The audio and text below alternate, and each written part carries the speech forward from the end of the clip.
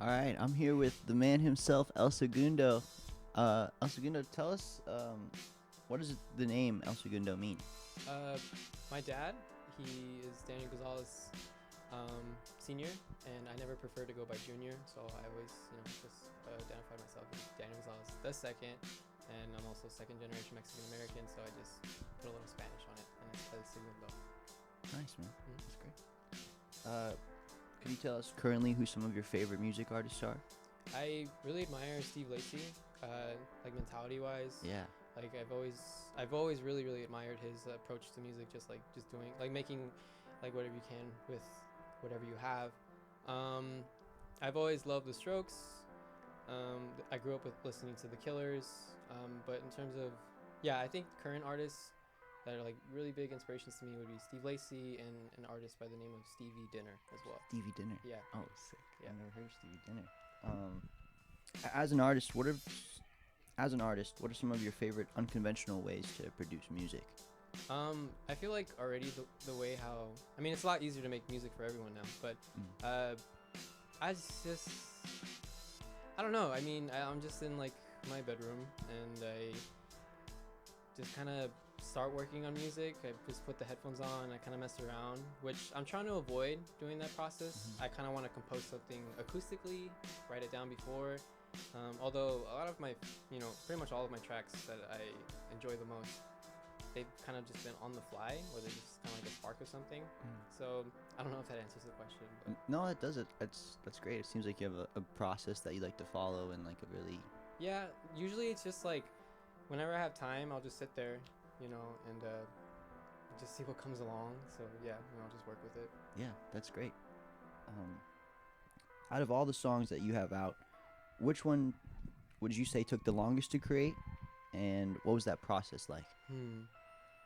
I think the longest for me would have, like, it had to be Midnight Fontana, a song called Midnight Fontana, because when I had started that song, it was like a completely different direction, and it had like a minute-long intro that was like very ominous, and I ended up changing a lot of that. So like the issues with a lot of my songs, as I'll start them, and I'll probably get like 80% of the song done, like probably in that night or 2 nights, but then I won't come back to it for another, like, I don't know, maybe a year, Oh, wow.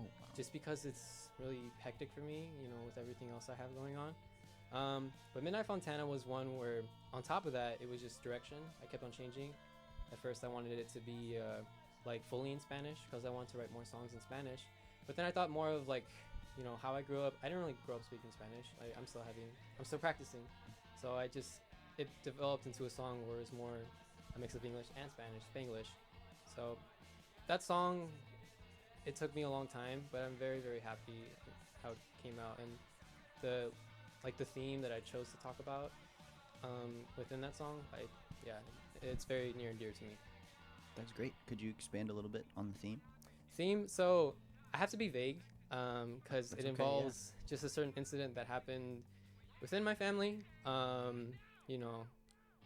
kind of saw everyone that I loved in a light that I never wanted to see them in, and it, because that song was part of a EP that was all about the passing of time, passing me by, and so that song was just kind of like a little bit, adding to the loss of innocence.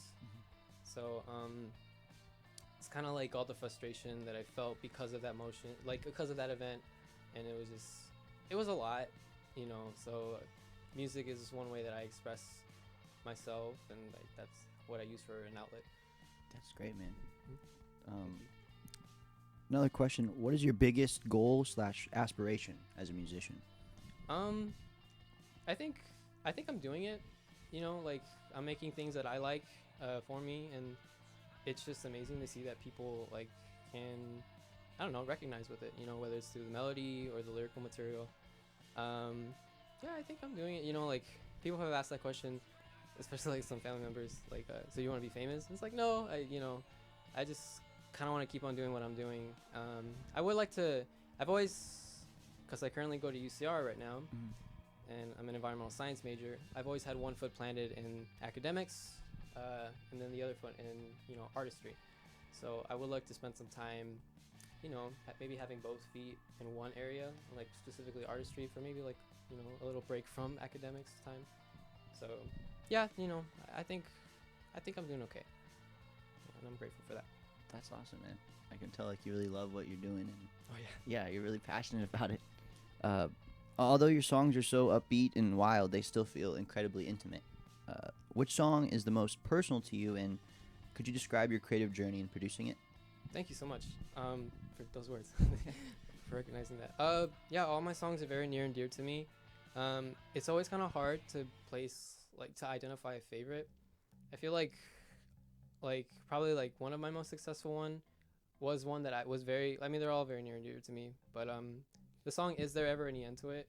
I feel like it brought out a different like quality in me, like music wise. Like I didn't really think I would be capable of making a song like that. I'm very proud of that song, and I'm proud of all my songs. But I think that one, as I mentioned before, Midnight Fontana. I think From the Dead would be probably my favorite song because it was the one that kind of pushed me out of my creative comfort zone. You know, like the melodies I was working with, and even like the lyrical material. Like, I don't know, I was just messing around and having a good time. And I remember when I had made that song, I showed my little sister, and I was like, I kind of forced her to listen. I was like, "Do you like it? Like, is it good?" But I think that one is actually very near and dear to me, like the most probably, because it was the first track where I was like, I felt like I was evolving already. Yeah. You know, because I had it wasn't just El Segundo at first. You know, I had started with a a group of good friends in a band called the Defrauders, and we started like in 2018, and we were pretty we still are really good. We're just on a little hiatus, and I love those guys. And then I started another project with one of my very good friends called PJ Chimps.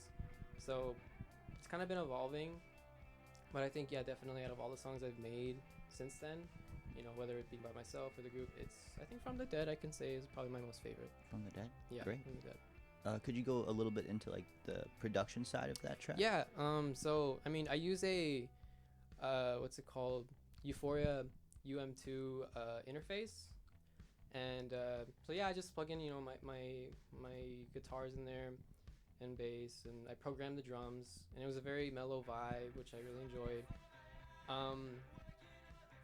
I really like messing with the pedal options that they have on there, and I kind of wanted to get away from like a surf punk vibe, which I felt like a lot of people were doing, and just kind of talk about something that kind of described how it felt to be lazy during summer, you know, especially like right after I had graduated, and it felt like I didn't really have a plan set up. Yeah, it was just really fun. I was messing around like with the melodies, and I was trying layering too, like for the first time, like, you know, with my vocals. So I was like trying to do these little melodies, you know, like singing to myself or like along with myself, which I thought was really cool. I used a lot of like reverb. I remember someone said that like I like the lyrics; they just sound like really drowned out or from afar. So, and which, you know, I love hearing like constructive criticism too. Like it helps me like improve. So it's a fun process. It was really fun, and I think that's probably why I enjoy it the most. Yeah, sounds like it. Just getting to like play around and experiment. Like I said, like a lot of the songs that I start out, like I do, they really have no direction when I start them. The last two songs that I did, that I released, one of them I had actually had in my mind for like the longest time. But yeah, then again, the other one, it was just kind of on the fly. I was messing around. So yeah, it's pretty cool. That's awesome. You experiment a lot with different musical genres. Which genre would you say is your favorite to produce, and why? Maybe it is indie alternative, you know, because that is the foundation of what I'm making. Yeah, I'd probably say that's my favorite because that's just kind of what I've grown up on, you know, like with the Strokes, and also like the Smiths as well too. Like I really liked messing with how, you know, the lead singer of the Smiths, Morrissey, he has the lyrics that he's singing, they're very depressing, but you know, he sings them in such an upbeat tone, and I kind of wanted to mess with that too. I haven't done so much of that, but I think indie alternative rock. So like the major like categories would be indie alternative rock, rock en español, 90s hip hop and rap, and I have like taken influence from like the Mexican genre of norteño. You know, listening to like the Mexican corridos as well. Like I take a lot of the notes actually that they do, and I kind of change them to an alternative rock setting. So I think it's pretty cool. I think that's one thing that kind of sets me apart a little bit. Yeah, that's great, man. It's really great to hear. Like, I know you talked like in the beginning about some of the artists you're listening to now, but I think talking to you right now, it's really clear to see like how big of an influence all these other artists have, and especially like you're Mexican American. Like that is, it's really cool. Just like all these different influences, and we can see it in your music. It sounds great. Having a rising success and knowing what you know now, what's one piece of advice that you would want to give your past self just starting out? Don't focus on numbers. You know, don't compare. You know, although comparing like is what actually kind of brought out a lot of, I feel like, my best songs. But just, you know, like be in the moment. You know, don't really worry about like what other people will say. In terms of like an actual like marketing aspect, I'd say be patient. You know, do as much as you can, but that feels genuine to you. You know, like don't like, you know, don't do anything that make you feel comfortable, and take a break from social media. You know, because I try my best to stay away from it, but I feel like if I really want to realistically promote my stuff, I do have to kind of, you know, be on there a lot, which just cool. You know, it does like I recently started a TikTok, which I did not want to do, but it did engage me, or it did like introduce me to a lot of like a new audience. You know, like it was cool. I got a message the other day from somebody, and they're like, "Hi, I found your music on TikTok, and I just want to say that I really, really like you, love it, and like, you know, like keep doing what you're doing." And that's like awesome. You know, that's like really, really, really cool.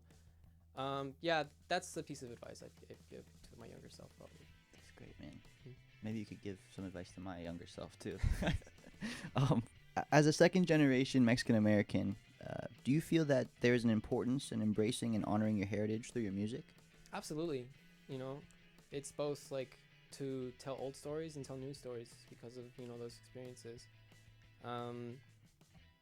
Yeah, you know, like identity that is a huge part of my identity. You know, I don't make it all that I'm out to be. You know, obviously, I'm not like one type. Like there's many different types of Mexicans or like Latinos out there, or Latinx. You know, like as well as with other different cultures as well. Like, but it is important to kind of just remember where you came from, and you know, like a huge inspiration for me is my abuelo. He came from music, and he's kind of taught me a lot of what I already know. And you know, he came from like Guadalajara and in Mexico, and he was just a huge like rocker fool, if that like you know, makes sense. But you know, my whole family has been like pretty musically enticed, whether it was just like they appreciated music, or I've even had family members. Like I had a past family member at Tijuana, who he was in an upcoming band, and he was really good on the bass. And his son is also like amazing on the bass. But yeah, you know, I think it is important, you know, just to remember where you came from.